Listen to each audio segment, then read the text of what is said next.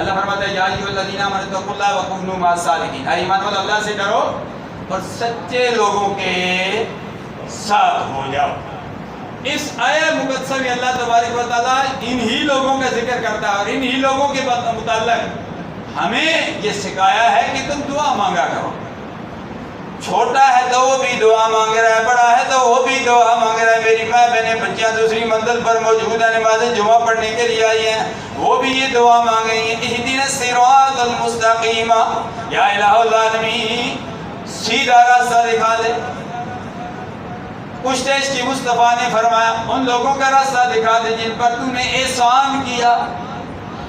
انعام کیا بھی درست ہے اور احسان کیا بھی درست ہے، کیونکہ اللہ نے احسان کیا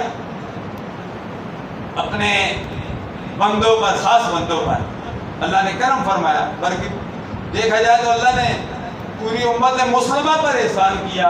لقد من اللہ علی المؤمنین اذ بعث فیہم رسولا، عظمتوں والا رسول دیا۔ اللہ فرماتا ہے میں نے کسی نعمت پر میں احسان نہیں جتلاتا ہوں، لیکن عظمت والا رسول دے کر، شانوں والا رسول دے کر، والضحیٰ کے بکھڑے والا، یاسین کے پیارے چمکتے دمکتے دانتوں والا، فرمایا یہ پیاری پیاری ما زاغ البصر وما طغیٰ کی پیاری پیاری آنکھوں والا، یہ پیارا حبیب، یہ پیارا محبوب، یہ تمہیں دے کر فرمایا لقد من اللہ علی المؤمنین، اے مومنون میں نے تم پر بہت بڑا احسان کر دیا ہے۔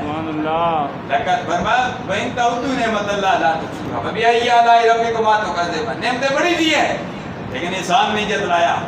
ایک نعمت عظمیٰ دی ہے، احسان جتلایا۔ وہ نعمت عظمیٰ میرے اور آپ کیا کہنا ہم صلی اللہ